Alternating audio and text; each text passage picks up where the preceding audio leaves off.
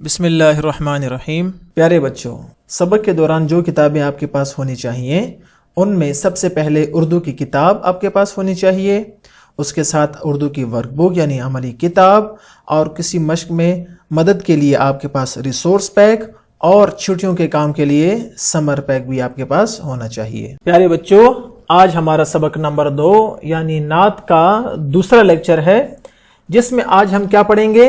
نعت کی تشریح، اور آپ کو ساتھ کچھ گھر کا کام بھی بتائیں گے۔ تو چلیں شروع کرتے ہیں۔ پیارے بچوں، سب سے پہلے آج کے ایس ایل اوز پر ایک نظر ڈالتے ہیں اور دیکھتے ہیں کہ آج ہم کون کون سے ایس ایل اوز کور کریں گے۔ پہلا ایس ایل او ہے آہنگ اور لے کے حوالے سے سادہ مصروں، شعروں، نظموں کو سن کر لطف اٹھا سکے، اور دوسرا ایس ایل او ہے اردو میں سادہ جملے، مصرے، شعر، لطیفے، پہیلیاں اور واقعات سنا سکے۔ تو ہمارے یہ 2 ایس ایل او آج ہم کور کریں گے۔ سب سے پہلی بات بچوں، نعت کا مطلب تو آپ کو آتا ہے نا؟ جی، وہ آپ کو بہت آسان ہے، اور وہ کیا ہے؟ وہ نظم جس میں حضرت محمد صلی اللہ علیہ وسلم کی تعریف بیان کی جائے، اسے نعت کہتے ہیں۔ تو کتنی آسان سی 2 باتیں ہیں کہ وہ نظم جس میں حضرت محمد صلی اللہ علیہ وسلم کی تعریف بیان کی جائے تو وہ کیا ہوتی ہے؟ نعت کہیں گے۔ کتنی آسان سی بات ہے۔ اور دوسری بات یہ سیکھیں بچوں کہ باقی نبیوں میں آپ صلی اللہ علیہ وسلم کا مقام کیا ہے۔ تو بچوں یاد رکھیں، اللہ تعالیٰ نے 1,24,000 کتنے؟ 1,24,000 انبیاء دنیا میں بھیجے ہیں، اور ان تمام انبیاء میں سب سے زیادہ افضل اور برتر کون ہے؟ حضرت محمد صلی اللہ علیہ وآلہ وسلم۔ لیکن بچوں ایک بات آپ نے یاد رکھنی ہے کہ ہم تمام انبیاء پر ایمان لے کے آتے ہیں، تمام انبیاء پر، ٹھیک ہے؟ اور ہم آپ صلی اللہ علیہ وسلم کو تمام انبیاء سے افضل اور تمام انبیاء کا سردار مانتے ہیں۔ سردار کیوں مانتے ہیں؟ امام کیوں مانتے ہیں؟ اس لیے کہ جب اللہ تعالیٰ نے آپ صلی اللہ علیہ وسلم کو معراج پر بلایا، جب آپ صلی اللہ علیہ وسلم آسمان پر تشریف لے گئے، تو پہلے آپ صلی اللہ علیہ وسلم نے تمام انبیاء کو نماز پڑھائی، ٹھیک؟ اس لیے ہم کہتے ہیں کہ آپ صلی اللہ علیہ وسلم تمام انبیاء کے کیا ہیں؟ امام ہیں۔ تو بچوں آسان سی بات ہے کہ آپ صلی اللہ علیہ وسلم تمام انبیاء کرام علیہم الصلاۃ والسلام کے سردار ہیں اور سب سے افضل اور برتر ہیں۔ تو یہ 2 باتیں آپ کو یاد رہیں گی، نعت کا مطلب اور باقی نبیوں میں آپ صلی اللہ علیہ وسلم کا مقام۔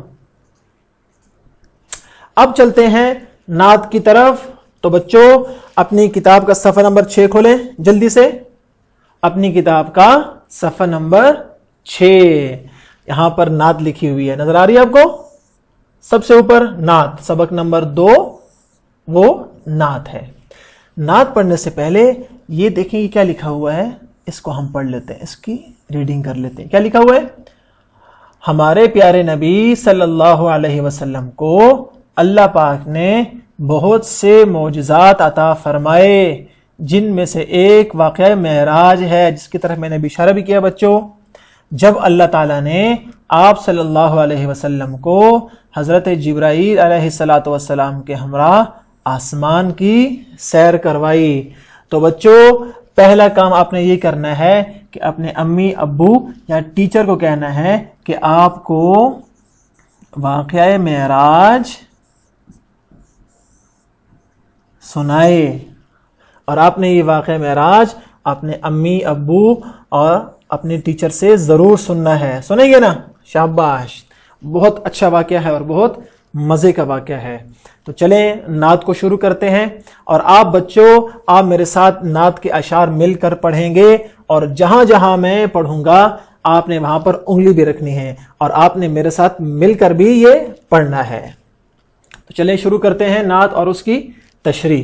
سب سے پہلے میں نعت کے اشعار آپ کے سامنے پڑھوں گا، آپ نے سننا ہے تاکہ الفاظ کے درست تلفظ آپ سیکھ جائیں۔ تو چلیں بسم اللہ کرتے ہیں۔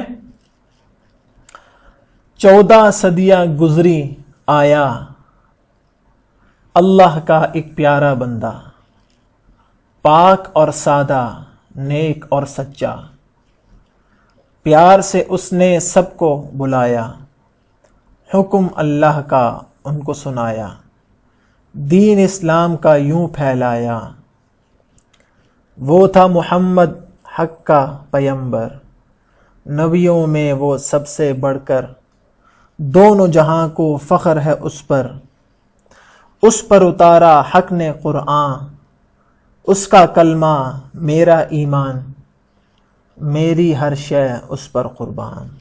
دیکھیں کتنے پیارے اور کتنے آسان اشعار تھے، کچھ نہ کچھ مطلب تو آپ کو سمجھ میں آ گیا ہوگا، لیکن میں آپ کو ان اشعار کا مطلب اور تھوڑا سا مفہوم اور تشریح آپ کو بتا دیتا ہوں۔ پہلے شعر کی طرف آ جائیں، اس میں کیا لکھا ہے؟ 14 صدیاں گزری آیا۔ اب یہاں پر ایک لفظ ہے صدیاں۔ صدیاں کتنی صدیاں؟ 14 صدیاں۔ اب صدیاں کیسے کہتے ہیں؟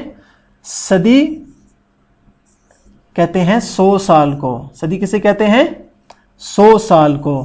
تو یہ کہہ رہا ہے شاعر 14 صدیاں گزری، یعنی 1400 سال، 1400 سال پہلے آپ صلی اللہ علیہ وسلم آئے۔ ٹھیک، تو 14 صدیاں گزری آیا۔ کون آیا؟ اللہ کا ایک پیارا بندہ۔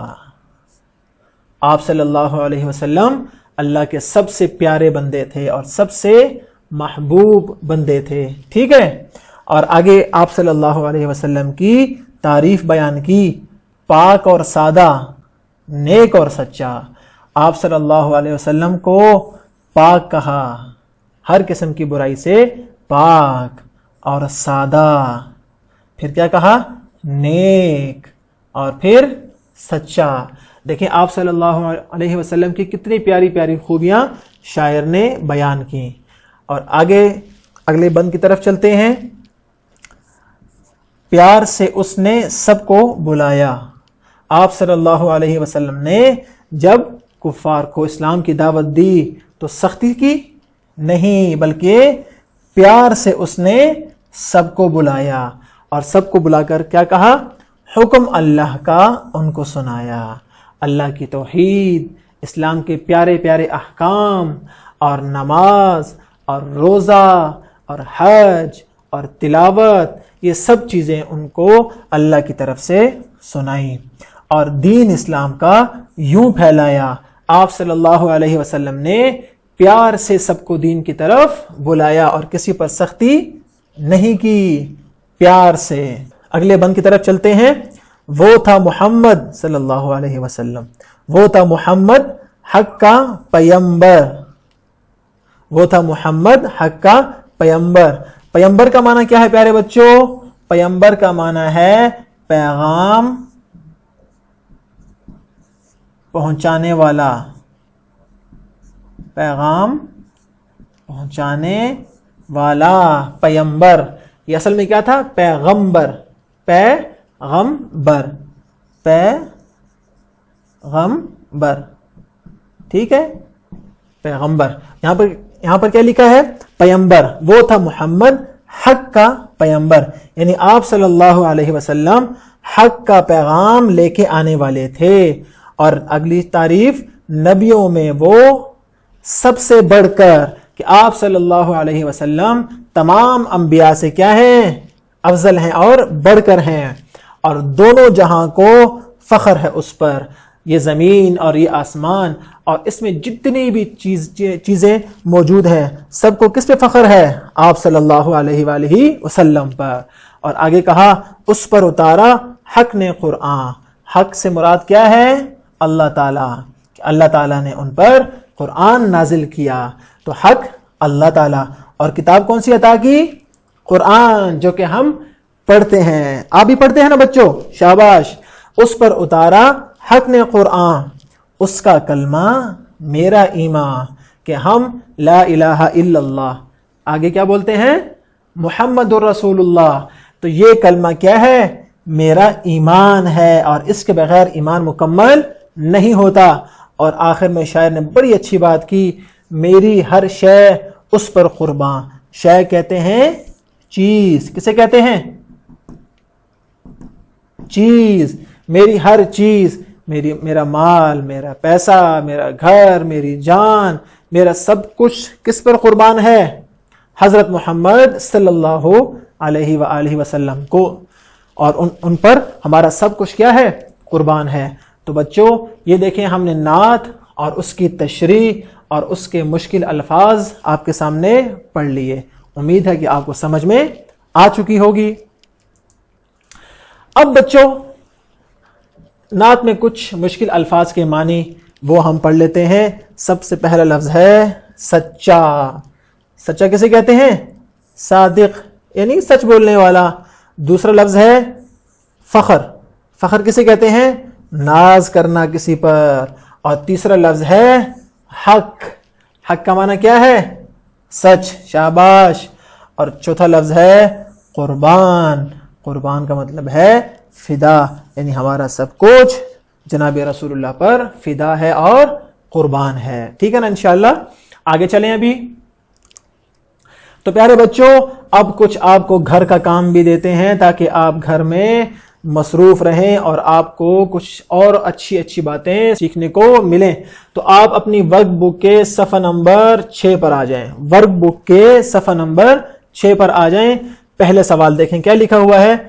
درذیل نعتیہ اشعار والدین بچوں کو سنائیں. لہٰذا والدین کا یہاں پر ہونا کیا ہے؟ بہت ضروری. اور بچوں آپ نے والدین کو یہ کلپ دکھانا ہے، اور پھر کیا کرنا ہے؟ بچہ یہ اشعار سننے کے بعد خود پڑھ کر والدین کو سنائے. یعنی پہلے بچوں نے سننا ہے اور پھر بچوں نے یہ پڑھنا ہے. تو آپ کے سننے کی بھی ایکٹیویٹی ہو جائے گی اور پڑھنے کی بھی ایکٹیویٹی ہو جائے گی.